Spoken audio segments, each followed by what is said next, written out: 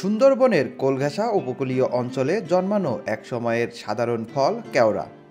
যদিও দেশের অধিকাংশ মানুষ এখনও এই ফলটির সঙ্গে খুব বেশি পরিচিত নন, তবে খুলনা, সাতক্ষীরা ও বাগেরহাট সহ উপকূলীয় এলাকার মানুষের কাছে কেওড়া একটি পরিচিত এবং জনপ্রিয় ফল।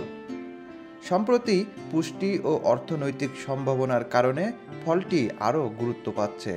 একসময় শুধুমাত্র সুন্দরবন সংলগ্ন চরভূমি ও নদীর তীরবর্তী এলাকায় কেওড়া গাছ দেখা গেলেও এখন দেশের অন্যান্য বিভাগীয় শহরেও এই ফল পাওয়া যাচ্ছে। বিশেষ করে খুলনা ও সাতক্ষীরায় কেওড়া খাট্টা নামে পরিচিত রান্নার উপকরণ হিসেবে এটি ক্রমেই জনপ্রিয় হয়ে উঠেছে। খুলনায় বহুদিন ধরে চলে আসা একটি ঐতিহ্যবাহী রান্নায় মসুর ডাল ও ছোট চিংড়ির সঙ্গে কেটে কেটে কেওড়া ফল মেশানো হয়। এই রান্না শুধু স্বাদেই নয়, গন্ধ ও পুষ্টিতেও অনন্য। সম্প্রতি খুলনা বিশ্ববিদ্যালয় ও বিজ্ঞান ও প্রযুক্তি মন্ত্রণালয়ের এক যৌথ গবেষণায় দেখা গেছে, কেওড়া ফল সাধারণভাবে পরিচিত অনেক ফলের চেয়ে বেশি পুষ্টিসম্পন্ন।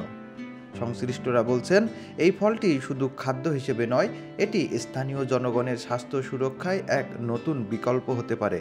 বিশেষ করে উপকূলের দরিদ্র জনগণের জন্য এটি একটি সুলভ পুষ্টির উৎস। কেওড়া ফল শুধু পুষ্টিতেই নয়, অর্থনৈতিকভাবেও সম্ভাবনাময়। কেওড়া গাছ ম্যানগ্রোভ প্রজাতির হওয়ায় এটি মাটির ক্ষয় রোধ করে এবং উপকূলীয় এলাকার জন্য প্রাকৃতিক বাঁধ হিসেবে কাজ করে। বন ও জলবায়ু বিশেষজ্ঞরা মনে করেন, উপকূলের বাস্তুতন্ত্র রক্ষায় কেওড়া গাছ গুরুত্বপূর্ণ ভূমিকা রাখছে।